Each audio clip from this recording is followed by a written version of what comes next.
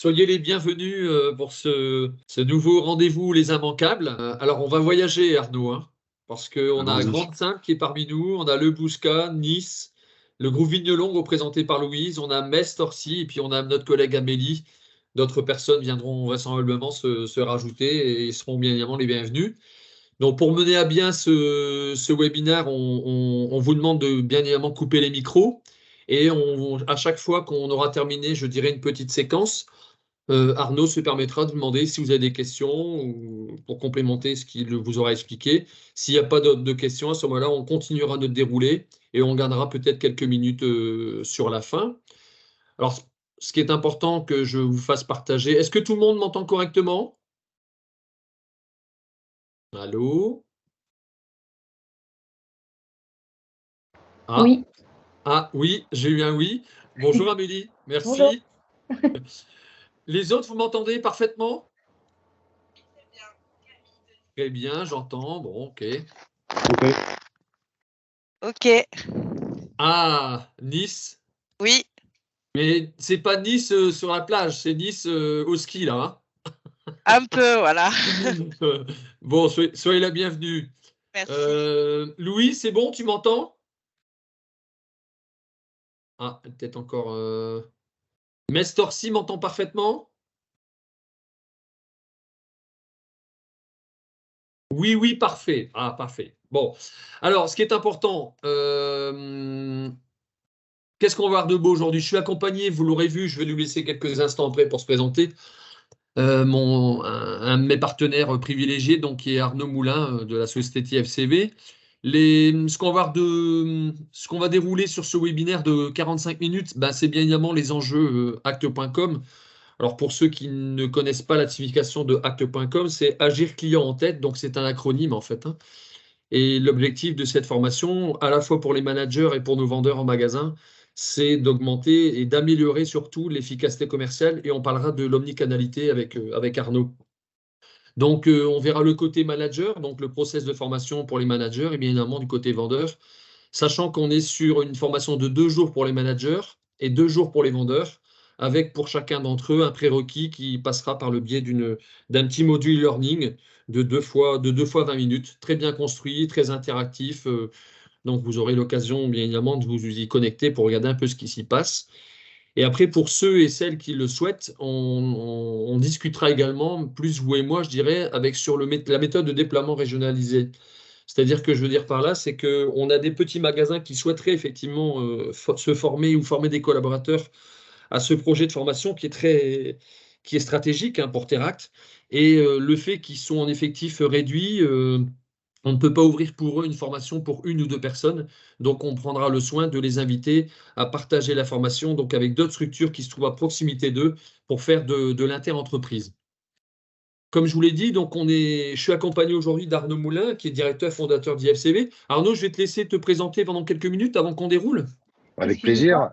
Excusez-moi, désolé, mon chef m'a mis dans la mauvaise réunion. C'est pas C'est la grave, réunion on n'en veut perroquet pas à pour ton moi, chef. donc je vais vous laisser tranquille. Tu étais la Bonne bienvenue. journée. À bientôt. Bonne À journée. bientôt. Merci. Arnaud, je te laisse te présenter. Vas-y, dis-nous un peu. Oui, alors très rapidement, je co-dirige un groupe pluridisciplinaire qui s'appelle l'IFCV, qui a tout un tas d'activités, des CFA, etc., dans différentes typologies de métiers, commerce, finance, sécurité, informatique. Moi, je suis plutôt en charge de toute une partie qui s'appelle IFCV Conseil et formation, qui vraiment a pour objectif de créer des programmes de formation sur mesure dans le but de développer les compétences des gens qui sont formés, qui sont déjà salariés, déjà en poste en entreprise, rien à voir avec des CFA. On a développé pendant près de 30 années maintenant une véritable expertise, particulièrement sur les métiers du commerce et de la distribution, pour différentes raisons, dont une raison tout à fait louable, c'est que c'est quelque chose qui nous passionne. Moi, j'aime beaucoup tout ce qui est commerce, distribution spécialisée, parce que ce sont des petites unités qui sont très dynamiques, très agiles, qui doivent faire preuve de beaucoup de réactivité. Je trouve que c'est assez passionnant comme secteur. Donc, nos partenaires historiques et habituels, hein, ça fait des années que nous travaillons avec le groupe Tom Europe, par exemple, qui, vous ne connaissez pas Tom, je pense, qui est Histoire d'Or, Marc Orient. C'est le premier bijoutier français et aussi le premier bijoutier européen aujourd'hui. Donc, dans du retail très spécialisé, Célio, des entreprises comme ça. Et puis des choses qui sont plus proches de vos activités en distribution spécialisée, où on a accompagné pendant 20 ans la Grande Récré dans son développement, Le Bon Marché, Conforama, avec lesquels on travaille depuis quelques temps maintenant pour remettre en place pas mal de choses chez eux, programme passionnant, et bien évidemment Disney, qui est aussi un partenaire précieux chez nous, où nous travaillons là dans l'accompagnement de 53 boutiques des parcs de Disneyland Paris, on ne dit plus Euro Disney. Donc à chaque fois, des missions spécifiques, des environnements spécifiques, des typologies de clients ou des modalités de vente qui sont tout à fait adaptées à des... On ne peut pas comparer un Disney avec un bijoutier, avec Jardiland, Gamme Vert, avec qui nous travaillons aussi, bien sûr, pour ce qui est des réseaux intégrés. Donc voilà, notre objectif étant, et notre philosophie globale, d'essayer de rendre des choses accessibles, opérationnelles, et de s'assurer que ce que nous proposons peut facilement s'illustrer dans le quotidien de nos partenaires. Donc, on a des formations qui sont avant tout très outillantes. Voilà. Merci, pour cette première Arnaud. partie. Merci Arnaud de cette présentation. Effectivement, il est important que tu cites aussi des partenaires, des clients avec qui tu travailles depuis maintenant de nombreuses années. Alors moi, je vais présenter un dernier document. Donc, comme je vous le disais en préambule, on a une formation manager qui est sur 2 journées en présentiel. On en fait de même pour les vendeurs. Et on aura à vous présenter également ce qu'on appelle, nous, le coaching opérationnel, le coaching terrain. Et Arnaud ira de manière un peu plus explicite sur ce point-là. Pour les managers, bien évidemment, c'est les piloter et les accompagner et accompagner les équipes au niveau des performances commerciales. Il faut que nous puissions tous ensemble repositionner le client au cœur des préoccupations des équipes. Alors c'est bien évident, il y a le plein propre prix, il y a le montage, démontage des opérations, mais ceci étant, quand le client est en magasin, il faut développer un certain nombre de bons réflexes. Maîtriser l'équation commerciale, je laisserai Arnaud expliquer ce qu'on entend par là, et prendre en compte la logique de flux client, c'est-à-dire que lorsqu'on a une activité très forte en magasin, comment devons-nous nous comporter, qu'est-ce qu'on doit faire en priorité, et quand c'est le cas inverse, comment on adapte effectivement notre journée. Au niveau des vendeurs, là aussi, on déroule la formation au niveau des managers et on déroule également la formation au niveau des vendeurs. Eux, c'est surtout dans le comportement, c'est agir client en tête, c'est-à-dire que de manière plus stratégique et développer le chiffre d'affaires. On parle de marge, on parle de panier moyen, donc on parle de développement de nombre d'articles par caddie. Donc c'est toutes les choses très importantes. Et également accompagner le client dans son projet, pas uniquement dans l'acte de vente ou dans l'acte d'achat, mais dans son projet. C'est-à-dire que si le client nous fait part qu'il va mettre en place prochainement à son domicile une terrasse ou j'en passe, on doit être en capacité de le faire parler sur son projet et regarder comment on peut l'accompagner au mieux. Et le coaching en magasin, c'est mettre en place concrètement des outils de coaching et d'accompagnement de collaborateurs. Alors, soit avec un coach vente certifié qui sera à côté du vendeur, je dirais, pour partager une vente avec un vrai client et après pouvoir débriefer avec lui, lui donner ses réussites de ce qu'il a entrepris dans sa démarche de vente et aussi peut-être quels sont les points d'amélioration. Mais je vais laisser Arnaud s'expliquer à ce sujet. Je vais te repasser la main, Arnaud. Avec plaisir. Allez, je te laisse dérouler. Allons-y, je partage mon écran. Vas-y, je t'en prie. Bien évidemment, vous me dites si, normalement Stéphane, tu me confirmes que oui, bon. C'est bon pour moi. C'est bon pour moi. Parfait. Vous voyez ça en pleine page. Alors allons-y. Ok, donc déjà pour agirclienttête.com, pourquoi le .com? Parce qu'on donne tout de suite la notion d'omnicanalité. Vous allez voir que c'est une notion importante. Au-delà de ça, on est parti de plusieurs constats pour construire ce programme. Certains d'entre vous ont probablement connu un programme qui s'appelait Efficacité commerciale, qui a été déroulé avant sur le réseau intégré, probablement aussi chez vous, si vous aviez eu l'occasion de travailler sur ce projet. Il en est ressorti des choses qui sont relativement positives et des choses qui étaient, je dirais, perfectibles, qui avaient besoin de gagner en efficience, particulièrement justement, et on focusera un tout petit peu sur ça, mais sur cette partie coaching et accompagnement des vendeurs, qui était perçue par les réseaux comme étant un peu difficile à mettre en œuvre, chronophage, intrusif pour les vendeurs, enfin, et qu'il fallait nettement améliorer ça.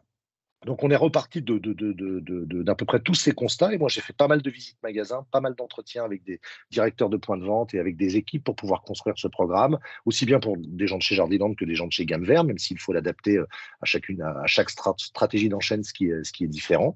Mais on essaie de repartir pour être au plus proche de vos besoins opérationnels sur ces sujets-là. Donc, on s'est fixé plusieurs objectifs. Vous allez voir, la philosophie globale du truc, c'est quand même de passer tout le prisme de la vente et de la relation client à travers le prisme de la performance. Pour arriver, c'est un peu comme si je suis en train de vous expliquer le film, mais je vous donne déjà la fin. Donc, ce n'est pas forcément ce qui est Ce qui est le plus pertinent, je vous fais un spoiler, comme on dit, mais qu'on intègre clairement en tête que l'ensemble des comportements que nous mettons en œuvre en point de vente, en situation de relation client, que ce soit du comportemental ou de la technique de vente et de relation client, impactera des indicateurs de performance qui impacteront nos résultats, tout simplement. Donc, c'est une nouvelle manière de voir les choses lorsque l'on passe réellement tous les comportements professionnels observables en situation de relation client à travers le prisme de la performance, pour une prise de conscience que nous sommes Oui, Stéphane, je t'ai vu prendre la parole. Dis-moi. Qu'est-ce qui se passe? Vous ne m'entendez plus peut-être?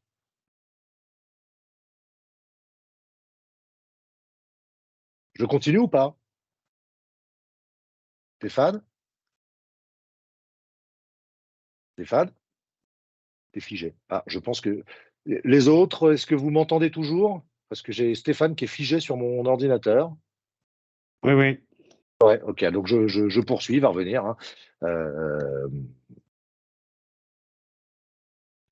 Désolé. Oui, donc de prendre conscience que nos comportements impactent nos résultats et notre performance, et bien évidemment la croiser avec une troisième donnée qui était l'amélioration de l'expérience client et de la qualité de ce que nous donnons comme prestation lorsque nos clients viennent en surface de vente. On est reparti là aussi d'une étude très simple de l'Observatoire du commerce qui nous dit l'inverse de ce qu'elle nous disait il y a 15 ans, mais qui nous dit que dans le commerce de demain, la première dimension désirable du commerce de demain, eh bien, c'est l'humain. Très clairement, c'est l'humain, avec 3 paramètres qui sont très intéressants. La qualité de la relation. Je viens, lorsque je vais en point de vente, chercher une qualité de relation importante, un vrai contact chaleureux, sincère avec des clients. La deuxième chose, le deuxième paramètre, c'est l'authenticité. Je veux des gens qui soient authentiques et naturels. Et le troisième paramètre, c'est tout ce qui relève de l'expertise et de la passion à partager et à créer de la valeur ajoutée. Autrement dit, quand je me dépasse en point de vente, je ne viens pas pour rien et il faut que cette relation soit créatrice de valeur. Donc, au niveau de nos objectifs, on repart de la capacité qu'on a à analyser nos indicateurs commerciaux pour mieux piloter notre performance commerciale en magasin et pouvoir mettre des plans d'action adaptés à chaque situation, contexte et situation. Dans les grandes lignes, si ça va bien, d'accord, il faut que je comprenne pourquoi ça va bien et qu'est-ce qui fonctionne bien, de manière à le pérenniser, de manière à l'ancrer profondément et puis comprendre là où sont nos succès. Et lorsque j'ai des indicateurs qui baissent, un chiffre d'affaires, un objectif qui n'est pas atteint, et bien là aussi, en regardant comment se fabrique mon chiffre d'affaires, j'ai cette capacité à me poser les bonnes questions et à pouvoir dire, OK, j'ai une idée de ce que je peux améliorer et je vais gagner en efficience parce que je vais cibler mon action vis-à-vis de mes équipes de vente sur telle partie parce que c'est elle qui sera pour moi créatrice de valeur. Pour ça, on a intégré la logique de faible flux et de fort flux client dans son pilotage à travers une priorisation des actions. Et quand on parle de choix assumés, c'est là où on veut être très proche de la réalité, c'est que sortir des méthodes de vente qui sont parfois difficiles à mettre en œuvre dans un quotidien où on sait que les effectifs ne sont pas toujours au rendez-vous, que parfois on a un fort flux client et pas suffisamment d'effectifs magasin, qu'on est très souvent orienté vers la tâche et peut-être pas suffisamment vers le client. Bref, on ne va pas pouvoir faire la même chose en fort flux qu'en faible flux. Et là, on a clairement besoin d'adopter des comportements qui seront spécifiques. D'accord? Parce que je vais essayer de tirer profit de mon flux client et je ne vais pas forcément faire la même chose sur un moment plus calme et que sur un moment plus rythmé. Sachant que les seules personnes qui sont amenées à nous donner du rythme, c'est nos clients qui nous donnent du rythme dans notre activité. On intégrera la dimension de commerce dans la relation client dans tous ces rituels managériaux. Là aussi, il ne s'agit pas de créer de nouveaux rituels, de nouveaux rendez-vous, de nouvelles réunions, mais qu'on peut remettre le client et la performance commerciale au cœur de ses préoccupations dans ces rendez-vous managériaux habituels. Alors, certains font des réunions hebdomadaires, d'autres font des lancements de journée, d'autres ont des réunions mensuelles, mais que c'est à ce moment-là qu'on parlera de ces sujets-là. On insiste quand même sur la capacité qu'on a à réussir des lancements de journée lorsque c'est possible, dynamique, générateur de dynamisme, mais surtout centré sur les comportements. Moi, j'ai beaucoup écouté de lancements de journée et d'ouverture de points de vente et de démarrage de journée dans les magasins. C'est vrai qu'on a une tendance naturelle à être très sur l'organisation, la tâche, et peut-être pas à parler suffisamment du client, du chiffre, des comportements gagnants à mettre en œuvre cette semaine, etc., etc. Et puis, on travaillera aussi sur quelques techniques pédagogiques terrain et d'animation de la relation client qui sont faciles à mettre en œuvre dans son quotidien pour développer les compétences et générer des réflexes clients auprès de ses équipes de vente. Donc, c'est un programme qui est relativement complet, mais vous allez voir simple. Et je vais essayer de vous en expliquer la philosophie maintenant. Est-ce qu'il y a des questions sur les objectifs pédagogiques? Est-ce que je suis clair ou pas? J'ai eu le sentiment que Stéphane avait eu un problème à un moment et avait décroché. Je ne sais pas s'il est revenu. Oui, oui, tout à fait. Non? J'ai eu un problème vidéo, mais peu importe, c'est pas Ok. plus grave. Non, parce que j'ai entendu un tout petit bruit. Je me suis dit, oh, est-ce que c'est moi qui vais Non, pas bien c'est ou pas? moi, c'est mes problèmes de Et connexion. alors, on Est-ce qu'il y a poursuit. des questions? Non, tu as été très clair, Arnaud. Allez, Allez, poursuis. Merci on à toi. continue. Donc, je vous le disais, 3 paramètres, la performance, la relation client, mais aussi l'expérience client qui doit nous habiter dans notre quotidien. Encore une fois, l'humain, première dimension désirable du commerce de demain. Donc, le plaisir de vendre, le développement des compétences, l'harmonisation des pratiques et le suivi de ces indicateurs, c'est, je dirais, la philosophie globale du dispositif Act.com. Pour ça, on travaillera sur sa posture managériale, sa manière de communiquer un certain nombre d'éléments à ses équipes. On parlera technique de vente avec des choses qui sont simples. On parlera parcours client, on mesurera sa performance dans une logique, encore une fois, d'amélioration continue. Qu'est-ce qui va bien? Qu'est-ce que je peux améliorer? On parlait tout à l'heure d'omnicanalité. Vous savez, pendant des années, on a parlé de multicanalité. Maintenant, on parle d'omnicanalité. C'est qu'en fait, tous les points de contact sont importants aujourd'hui pour un client avec un réseau, avec une enseigne. Et à terme, je ne sais pas si aujourd'hui on a encore tous les outils qu'on souhaiterait avoir, mais beaucoup de choses vont se développer. L'objectif du vendeur est d'utiliser tous les canaux possibles et inimaginables pour essayer de satisfaire son client. On parle de store to web, de web to store. Les clients mettent un produit à disposition en magasin, ou j'utilise moi une tablette connectée ou un outil pour vérifier si un produit est disponible. Ce sont des petites choses comme ça qui sont importantes parce que même dans la manière dont on va les utiliser, ça change nos postures de vendeurs. Je vous donne un exemple très simple. Dans un autre secteur d'activité dans lequel j'étais récemment, les vendeurs avaient tendance à vous dire quand vous cherchiez un produit, je vais voir si j'en ai en stock, en réserve. En l'occurrence, il s'agissait d'une taille, et revenait en étant désolé de dire à son client, donc en amenant quelque chose de très négatif, et disait, je suis désolé, je n'en ai pas, je peux regarder si j'en ai en stock ou s'il y en a dans un autre magasin. Puis aujourd'hui, ils reviennent, d'accord? D'ailleurs, ils ne reviennent pas parce qu'ils ne partent pas au scan immédiat du produit, ils connaissent immédiatement leur quantité en stock, en entrepôt et la présence en point de vente, et ont changé leur verbatim et disent à leurs clients, bonne nouvelle, il est chez vous dans 48 heures.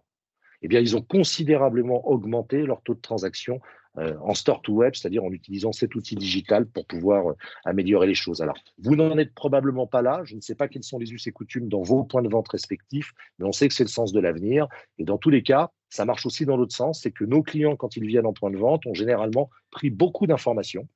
Ont déjà regardé des gammes. Si je décide de m'acheter un nouveau barbecue à gaz, peut-être que je vais prendre un peu d'infos et ensuite je vais passer en magasin. Et là, j'attends vraiment, vu que j'arrive déjà avec un peu d'expertise, et bien que mon vendeur soit en capacité d'apporter de la valeur ajoutée dans la relation parce que les clients arrivent avec déjà plus d'informations qu'ils en avaient avant.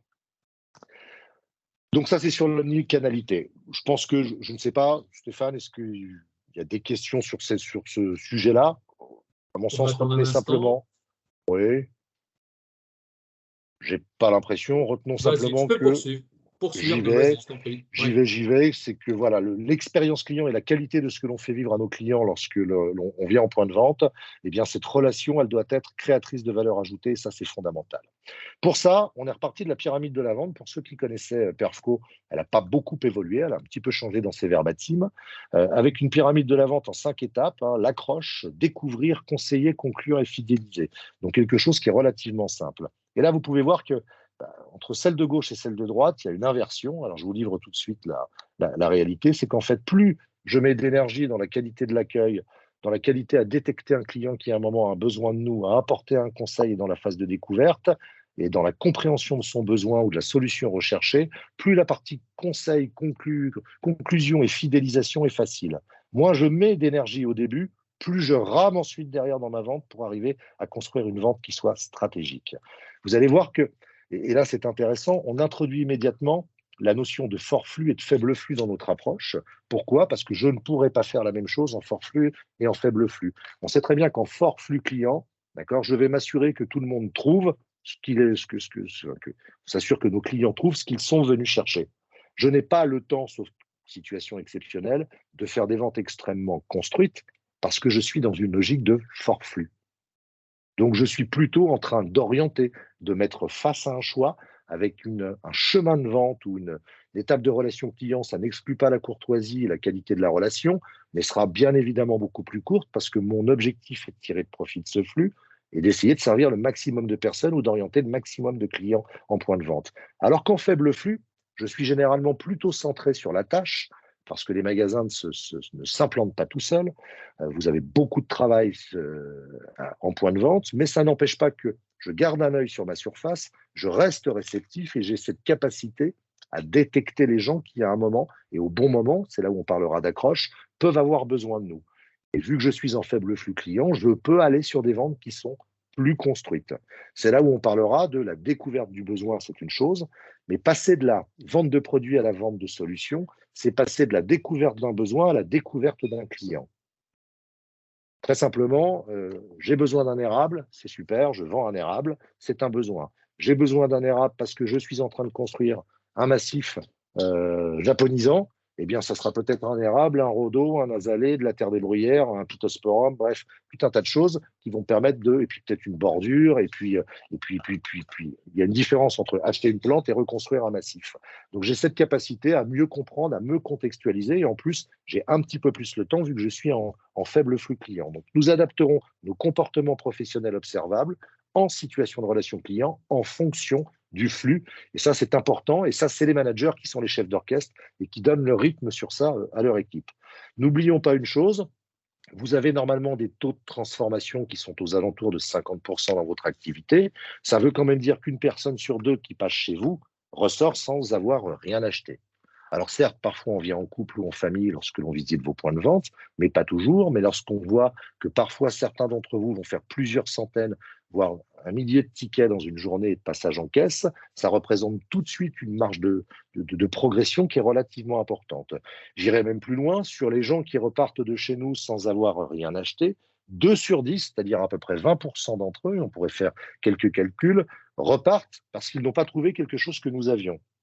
Donc à un moment, le contact client, l'orientation, la capacité à générer ce contact va être importante. Pour ça, on va aller sur cette phase que l'on appelle l'accroche. Alors, on pourrait même parler d'accroche et d'approche. C'est une phase sur laquelle on insiste beaucoup. L'accroche et l'approche. L'approche, c'est choisir le bon moment. Donc, on n'est pas forcément dans cette démarche proactive qui veut dire je vais systématiquement au contact de tous les clients. Vous êtes globalement dans des libres services assistés où beaucoup de gens connaissent vos magasins, viennent chercher le produit dont ils ont besoin, ce qui n'exclut pas le fait d'avoir un bon accueil, un sourire et des vendeurs qui sont en capacité de démontrer leur disponibilité. Et je passe en caisse. Je n'aurai jamais un vendeur sur chaque client.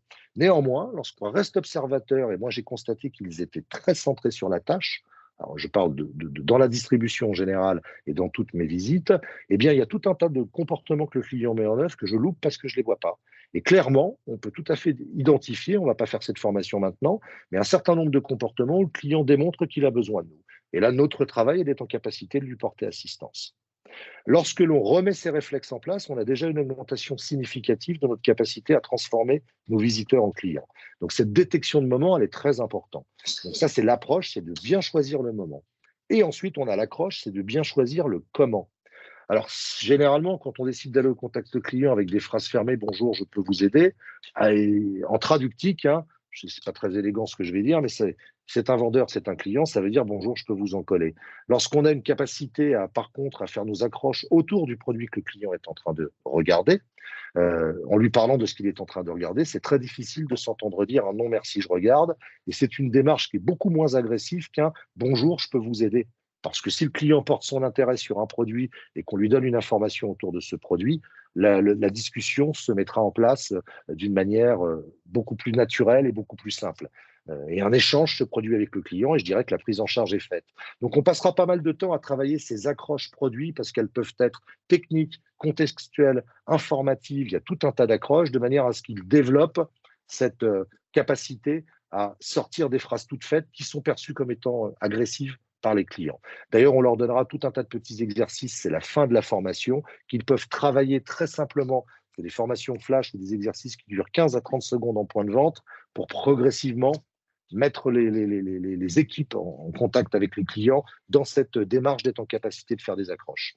Et on parlera bien évidemment de l'accueil, qui reste quelque chose qui est important, aussi bien passif, mais ça je pense qu'ils le font très bien, créer chaque jour les conditions de l'accueil de nos clients, avoir des rayons qui soient propres, une ILV, une PLV qui soit mis en place, un magasin qui soit lisible, c'est leur travail au quotidien, et l'accueil actif qui est plus le bonjour, la qualité de cet accueil ou de démontrer sa disponibilité, un regard, un sourire. Quelque part, ce que j'envoie à mon client, c'est un message qui dit « je vous ai bien identifié, je vous autorise à m'interrompre ». Il faut qu'on arrive à sortir d'un schéma que j'ai constaté, c'est que 90% des contacts sont à l'initiative du client et pas du vendeur. Il y a tout un tas de clients qui démontrent encore une fois qu'ils ont besoin de nous. On ira ensuite sur cette phase de découverte, écouter, reformuler, questionner, avec cette logique, je vous l'ai dit, de passer de en forflux, on sera autour d'un besoin bien déterminé pour mettre les gens face à un choix, parce qu'on n'a pas le temps de rester très longtemps avec les clients, parce qu'il y en a beaucoup dans le point de vente. En faible flux, eh bien d'aller un petit peu plus loin et d'être en capacité de poser quelques questions de contextualisation pour passer de la vente de produits à la vente de solutions, ce qui, vous le verrez, a un impact évident sur certains indicateurs de performance commerciale. Et ce qui, en plus, est respectueux du client, parce que je m'intéresse à mon client, je m'intéresse à son projet, c'est créateur de liens, et ça va assez bien aujourd'hui dans ce qu'attend le client en termes d'expérience cible dans un point de vente de distribution spécialisée. On parlera de conseils, capacité à argumenter, à transformer des caractéristiques en avantages et à démontrer que la solution proposée présente un certain nombre d'avantages et de bénéfices qui sont tout à fait cohérents avec ce que l'on a découvert préalablement du projet du client. On parlera bien évidemment un petit peu de créativité dans la vente, c'est qu'autour du besoin, eh bien, pour pouvoir faire c'est notre objectif, développer notre chiffre d'affaires. Il peut y avoir des ventes complémentaires, il peut y avoir de la montée en gamme, il peut y avoir des ventes additionnelles. Et ça, c'est l'aspect un peu stratégique de la vente, mais qui passe tout seul à partir du moment où on a compris et identifié le contexte, le projet du client. C'est là où généralement, lorsque l'on passe en vente de solutions, eh bien, on va proposer un produit qui est plus adapté, on va proposer des produits complémentaires, on va proposer une vente additionnelle. Voilà, je ne sais pas si vous avez des produits de motoculture ou de ce genre de choses, mais aujourd'hui, quand on vend une tronçonneuse, on vend des gants, on vend un casque, on vend de l'essence spécialisée ou un motomix pour l'hivernage parce que ça redémarrera mieux, etc. Et on peut aller dans la conception de choses comme ça. Donc là, on leur donne tout un tas d'ateliers, d'exercices. Et en fait, lors de l'animation, hein, le formateur est un peu une personne apprenante. Si on pose les bonnes questions, on a les bonnes réponses. Si on a les bonnes réponses, on a la bonne solution. Et on se rend compte qu'on peut faire des montées en gamme sur des ventes complémentaires, faire de l'additionnel assez facilement, avec un petit peu d'audace et de créativité, à partir du moment où on s'inscrit bien dans la vente de solutions. On travaillera bien évidemment sur la conclusion, repérer les signaux de conclusion et puis la capacité qu'on a à rassurer son client et surtout à le conforter dans son choix par la qualité de sa proposition, et toute la partie fidélisation, mais qui, croyez-moi, si l'ensemble a été déroulé correctement, et les étapes s'enchaînent relativement vite parce qu'on sait qu'on n'a pas forcément le temps de rester 2 heures avec chacun de nos clients. La qualité de nos attitudes, la capacité à proposer des services, le petit truc, le petit conseil, les petites astuces que l'on amène, et ça c'est notre capacité sur différents segments ou univers à démontrer notre expertise, nous permettent de fidéliser nos clients et de leur donner envie de revenir chez nous. Voilà grosso modo ce que l'on va passer. Alors, sur un éclairage manager, l'objectif étant, on a toujours des choses à réviser, à revoir, à réapprendre, à s'entendre dire d'une manière différente. Le vendeur parfait n'existe pas, donc c'est bon pour eux, mais ça va être surtout de leur donner les outils qui vont leur permettre de faire monter en compétences et d'organiser des petites formations flash comme ça. Vous allez voir, c'est associé directement ensuite au comportement pour pouvoir travailler avec ces vendeurs d'une manière peut-être un petit peu plus sélective en donnant à chacun ce dont il a besoin pour monter en compétences.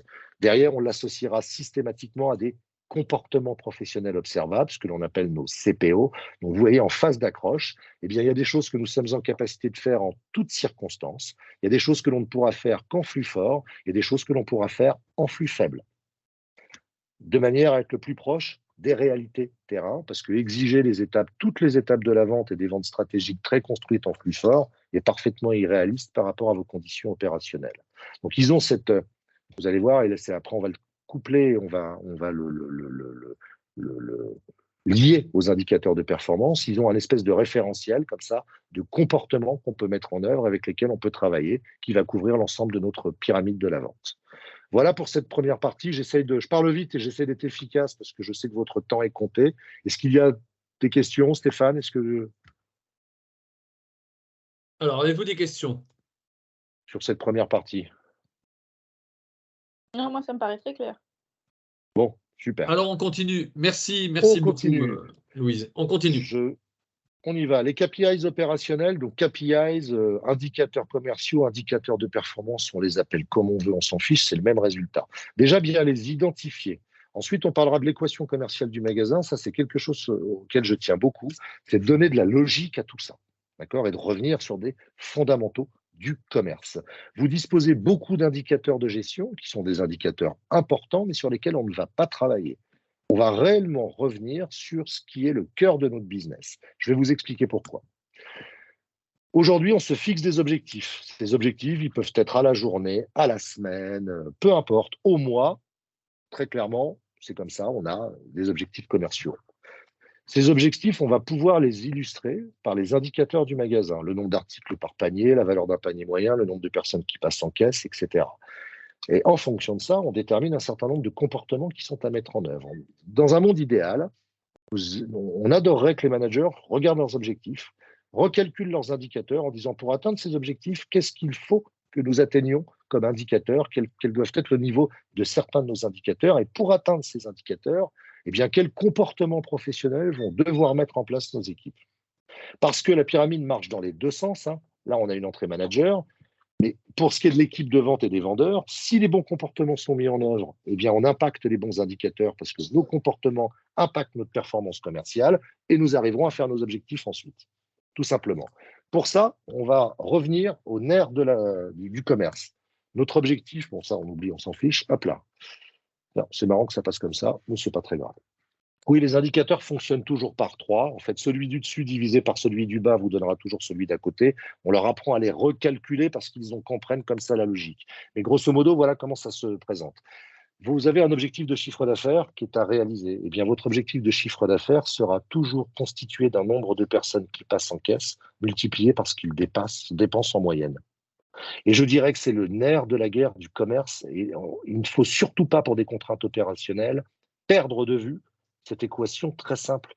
Mon objectif dans le commerce, et encore une fois, hein, tout en étant dans la satisfaction client, une expérience positive, on ne tombe jamais dans des techniques de vente forcée ou de ce genre de choses. Mais plus j'ai de gens qui passent en caisse et plus ils dépensent d'argent, plus je fais de chiffres. Et on est dans cette chose évidente, d'accord, qui est de se dire, je fais du commerce. Donc c'est une logique imparable. Si je veux avoir plus de gens qui passent en caisse, eh bien, je n'ai que deux solutions. Par la qualité de ma relation, les opérations promotionnelles de l'enseigne, etc., c'est d'avoir un maximum de visiteurs, très clairement, et d'avoir du trafic. Si personne ne vient dans mon magasin, c'est compliqué. Et la deuxième chose, c'est un indicateur qui s'appelle le taux de transformation, qui, au-delà d'être un simple ratio de gens qui passent en caisse par rapport à un nombre de visiteurs, mesure surtout notre capacité à transformer nos visiteurs en clients. Donc, pour avoir plus de tickets, il n'y a que deux solutions, plus de visiteurs ou mieux transformer nos visiteurs en clients.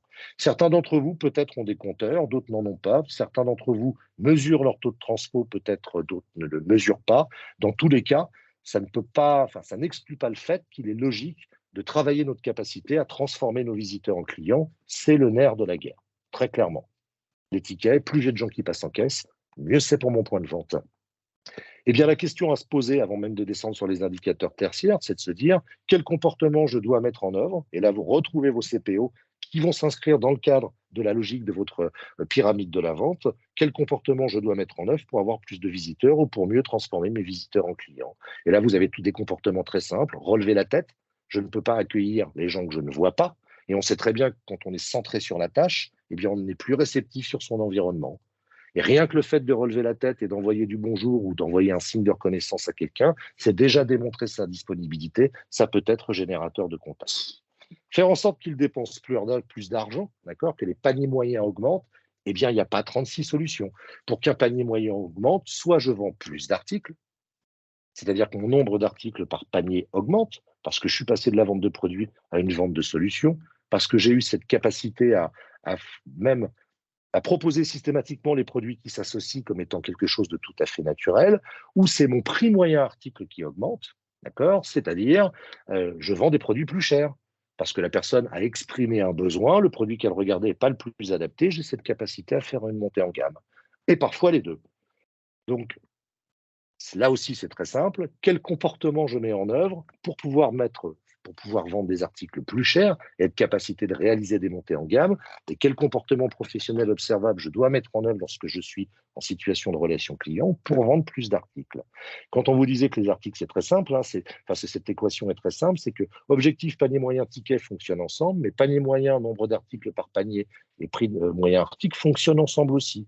Pourquoi? Parce qu'un panier moyen divisé par son nombre d'articles donnera toujours le PMA, le prix moyen article. Et le nombre d'articles par panier multiplié par le PMA donnera toujours le panier moyen. Et ça marche dans tous les sens. Et en fait, il fonctionne par 3. Donc, comprenez bien cette logique lorsqu'on la reconstruit.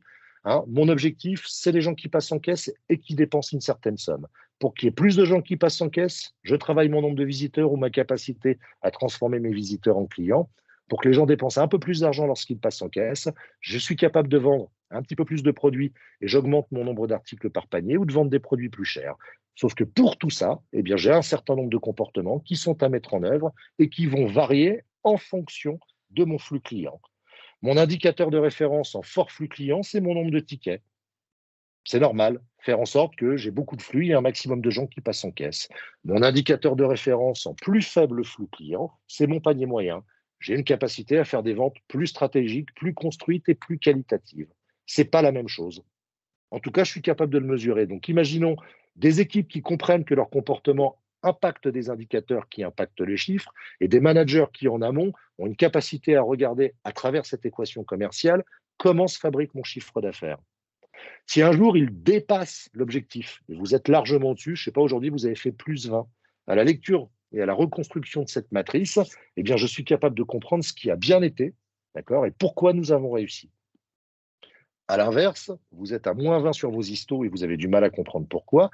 Je reconstruis sur la semaine, sur le mois, sur la journée, peu importe, sur la durée adaptée, cette équation commerciale et j'ai une capacité à comprendre ce qui ne fonctionne pas.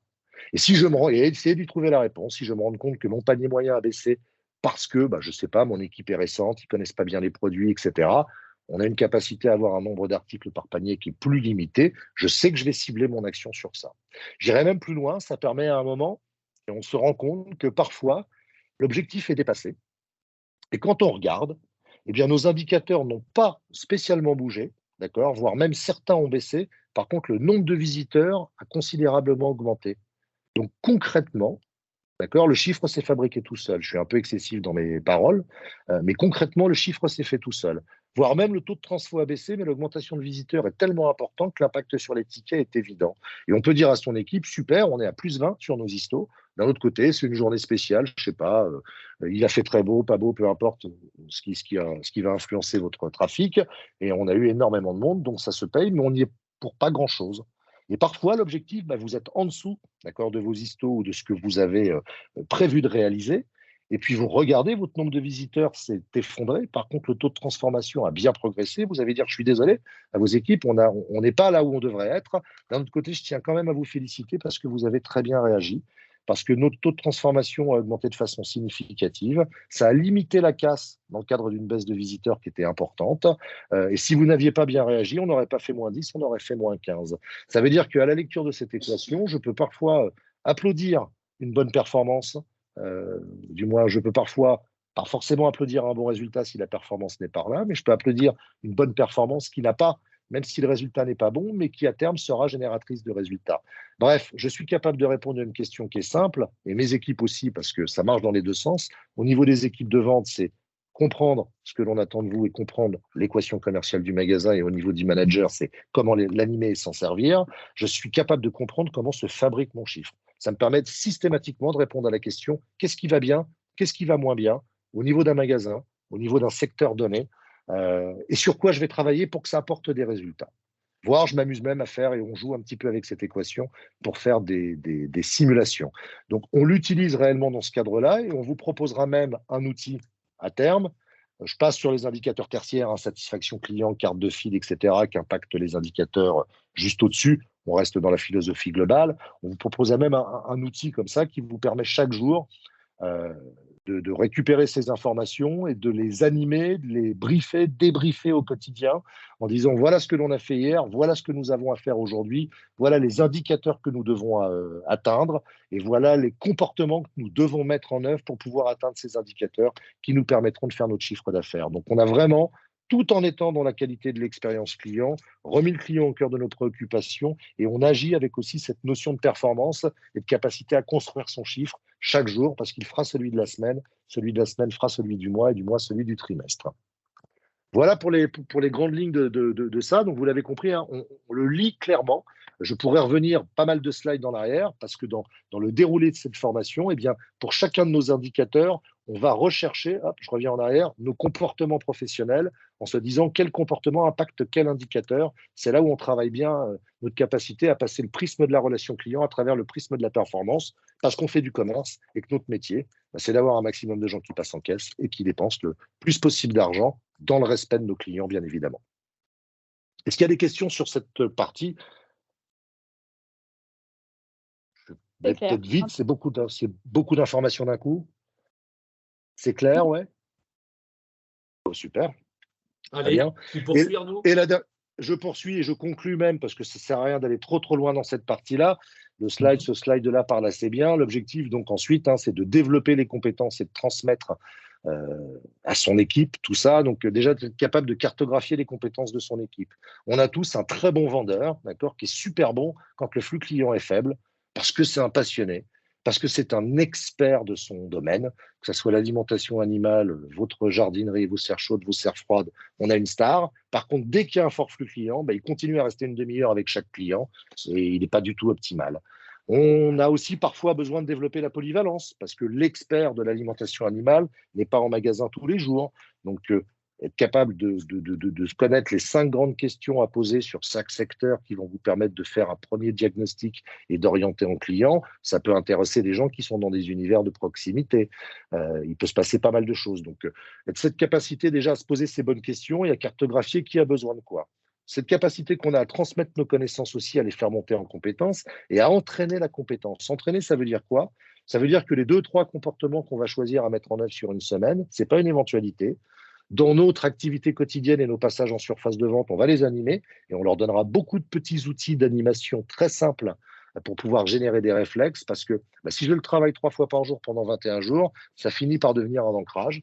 C'est un comportement que je vais reproduire sans même m'en rendre compte. Notre objectif étant de les faire passer de l'inconsciemment incompétent, je ne sais pas forcément que je fais mal, je pense faire bien, je ne sais plus que je fais bien, je fais, c'est devenu naturel, et donc un travail autour des comportements. Pour ça, il faut comprendre que parfois, il y a un apport de connaissances, c'est un classique. Est-ce que je peux faire quelque chose que je n'ai pas compris? Non. Donc, on utilisera tous les outils, la minute apprenante, tous les outils qui sont à disposition pour développer son savoir. C'est aussi les formations que font vos fournisseurs. Mais ce n'est pas parce que j'ai compris que je sais faire. Donc, à un moment, il faut peut-être entraîner. Par exemple, je dis n'importe quoi, on a reçu une nouvelle gamme d'alimentation animale, je suis manager de ce rayon, j'ai cette capacité à prendre le sac, à regarder les 2 vendeurs qui sont autour en disant 3 accroches produits autour de ce produit. Ça dure 15 secondes, on réfléchit. Hop, super, génial, on en a parlé, on sait qu'on a des accroches autour de tel produit. On peut le faire comme ça au quotidien. La réceptivité, la priorité 360, cette capacité qu'on a à arriver à attraper un vendeur en lui disant il y a combien de personnes derrière toi, où est le monsieur avec le pull rouge, de manière à ce qu'on prenne l'habitude de relever la tête. Si vous le faites régulièrement, ces petites choses comme ça et que c'est animé, on leur donnera tout un tas d'outils d'animation, ça fonctionne bien. On leur donnera aussi des petites choses qui sont plutôt ludiques à faire. Lorsqu'on arrive à ramener, par exemple, un chiffre d'affaires à un nombre de clients, eh bien dire nous traitons ou vous traitez et vous servez en moyenne 10 clients chaque jour, si aujourd'hui on va essayer d'en faire 12, on va voir comment on peut l'animer, comment on peut jouer avec ça, de manière à ce que ça ne soit pas la chose que vous avez pu connaître sur efficacité commerciale pour ceux qui l'avaient déployé. Vous ne serez jamais avec vos grilles derrière les vendeurs en train d'essayer de choper des comportements, mais des choses qui sont beaucoup plus dynamiques, opérationnelles et qui se mettent en œuvre au quotidien. Et bien évidemment, la partie coaching, donc tout à l'heure Stéphane en parlait, soit le terme coaché n'était pas un terme forcément très apprécié dans l'univers Jardiland à cause des précédentes opérations. Le coaching, c'est avant tout favoriser des prises de conscience. Le coaching, c'est une capacité que vous avez parce que vous travaillez vous êtes dans un univers à côté d'un vendeur, à passer du pourquoi au comment. Si vous dites à quelqu'un pourquoi tu n'as pas proposé telle vente complémentaire ou tel produit avec le barbecue, il va se justifier. Si vous lui dites comment tu aurais pu faire, il va réfléchir. Le coaching amène à la réflexion et ça se fait, c'est des choses qui sont flash et on n'a pas besoin de les suivre pendant 2 heures avec une grille à côté. Donc, c'est réellement d'intégrer dans sa position managériale cette dimension de manager, accompagnateur, pour pouvoir les amener à faire monter en compétence en utilisant 3 cordes à leur arc, hein, qui sont ces 3 items. Je vous passe cette matrice-là. Ce qui est important, c'est de se dire la bonne posture au bon moment en fonction de la bonne situation et d'une manière très opérationnelle. Et j'irai un tout petit peu plus loin derrière en parlant de animer la performance à travers ces rituels commerciaux. Là, vous voyez un petit tableau très simple. On a des rituels collectifs, on a des rituels individuels, on a aussi des rituels conviviaux. Tout ça, ça peut varier d'un point de vente à un autre. La fréquence peut varier. Certains d'entre vous font peut-être des lancements de journée tous les jours, d'autres peut-être, comme je l'ai exprimé là, le lundi, vendredi ou samedi simplement. Certains d'entre vous font peut-être des réunions hebdomadaires, d'autres des réunions tous les 15 jours. Peu importe, c'est de réintroduire l'intégralité de ces outils-là dans vos rituels de manière à ne pas vous créer des tâches supplémentaires, mais plutôt de réviser celles que vous avez actuellement en les orientant un petit peu plus vers le client. Donc un dispositif pour les vendeurs qui est la compréhension de tout ce que j'ai dit avant et quelque part on aide les managers parce que grâce à cette formation on les fait monter en compétences. Un dispositif pour les managers qui est on leur donne des outils, je pilote mieux ma performance, j'ai conscience, et je synthétise là, mais j'ai conscience que l'ensemble des comportements en situation de relation client non seulement correspondent à une attente de nos clients parce qu'il faut créer de la valeur ajoutée, mais accessoirement, ça impacte notre performance. Et je regarde comment se fabrique mon chiffre. Et la phase finale de coaching, qui est, si c'est nécessaire, on vous accompagnera sur le terrain pour la mise en œuvre, sachant qu'un coaching vente, c'est pas quelqu'un qui écoute les autres, c'est plus compliqué que ça. C'est vraiment surtout travailler avec les managers sur leur capacité à animer la relation client et leur surface de vente en leur transmettant beaucoup de trucs et astuces simples et opérationnelles. J'ai tenu à peu près dans le timing, je pense. C'est complet, c'est riche, c'est chargé. C'est parfait, Voilà. Arnaud. Je te remercie infiniment d'abord pour la clairvoyance de tes propos, les explications que tu as données au niveau de mes confrères, la qualité aussi de tes supports, je pense qu'ils sont suffisamment explicites et précis. Comprendre la genèse, pourquoi on a souhaité mettre ça en place et surtout où est-ce qu'on va avec l'ensemble de nos collaborateurs. Les exemples aussi que tu as pu donner à travers ton expérience de plus de 30 ans et aussi des expériences de nos magasins qu'on rencontre tous les jours, de l'indisponibilité parce qu'on est effectivement sur des charges de travail plus administratives ou plus gestion linéaire. Le client est là, il nous attend, il est impatient. Donc moi j'ai apprécié ça. Maintenant ce qu'on va faire c'est que bien évidemment, de toute façon ce webinaire a été enregistré. Donc, vous aurez la possibilité pour ceux ou celles qui le souhaitent de revoir le webinaire sous forme de replay ou de le transmettre à des collaborateurs qui n'auraient pas pu être présents ce matin. Avez-vous des questions qui viendraient ou vous avez besoin de précisions sur les propos de Arnaud? On vous écoute, allez-y. Moi, les questions, ce serait plutôt le timing pour la mise en place et le tarif. On va en parler, hein. Le timing, alors ce qui est important de savoir, c'est que on a effectivement un certain nombre de collaborateurs formateurs et formatrices qui peuvent dispenser cette formation au niveau du territoire national.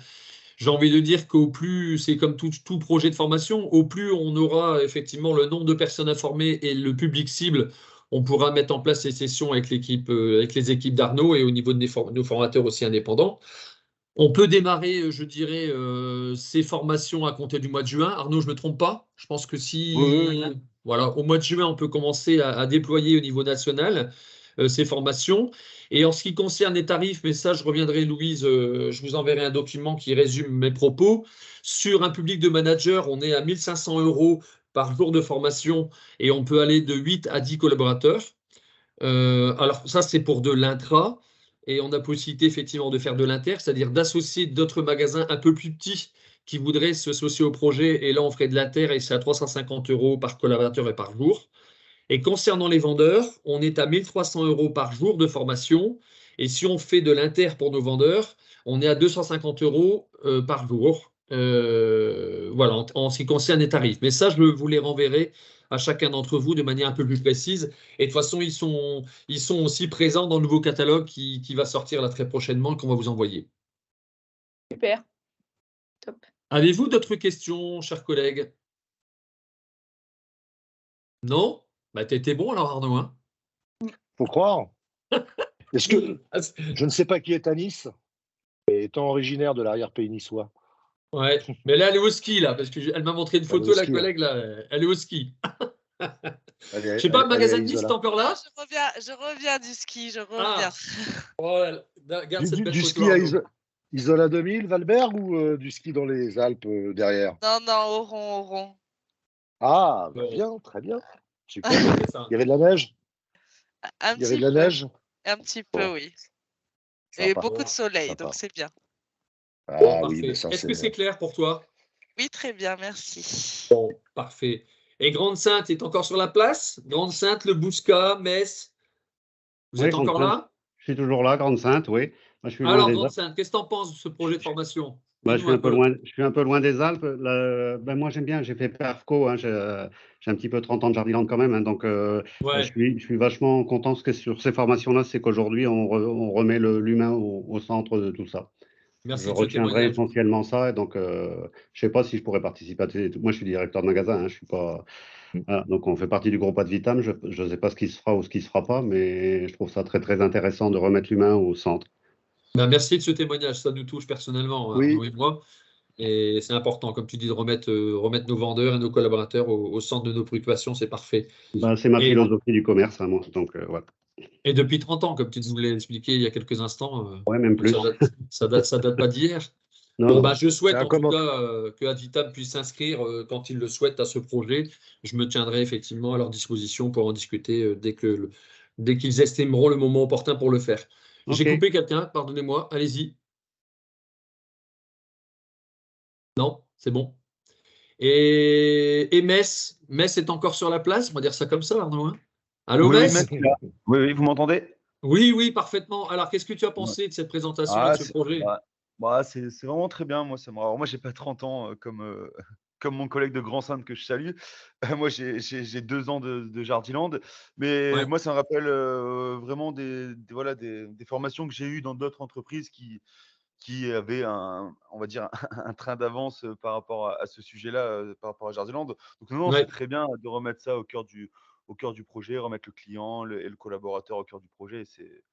Bon, bah, C'est très parfait. bien, c'est ma vision, donc c'est vraiment très bien. Donc j'ai beaucoup apprécié cette formation, enfin cette Merci de ce présentation. témoignage. On espère te voir vivant avec Arnaud et très prochainement au niveau de tes équipes. Le Ok. Bousca, il est encore là, Bousca? Non, elle a dû Allô? s'absenter. Ah, le Bousca du s'absenter. Bon, c'est pas grave. Si vous n'avez pas d'autres questions, on va vous souhaiter, en tout cas Arnaud et moi, d'abord vous remercier encore une fois de votre présence. Merci aussi à votre professionnalisme, votre ponctualité. Tout le monde était à l'heure, donc ça c'est génial, Arnaud. Comme ça, on Ouais, a pu travailler sereinement. parfait. On vous souhaite une excellente journée. N'hésitez pas à vous connecter sur la plateforme Mon Campus parce que Arnaud parlait de fidélisation. Il y a un module spécifique sur la fidélisation et la carte de fidélité de Jardiland. Donc allez-y. Vous pouvez même en abuser et colporter cette belle formation au niveau de l'ensemble des collaborateurs de vos magasins. Et puis en ce qui nous concerne, Arnaud et moi, on se tient évidemment à votre disposition pour Avec plaisir. quantifier, regarder comment on fait pour le déploiement en fonction des régions, peut-être mutualiser des magasins ensemble pour donner la chance à chacun d'entre eux de pouvoir se former à ce beau projet. Excellente journée à toutes et à tous. Merci de votre participation et on vous dit à très bientôt. Merci Arnaud.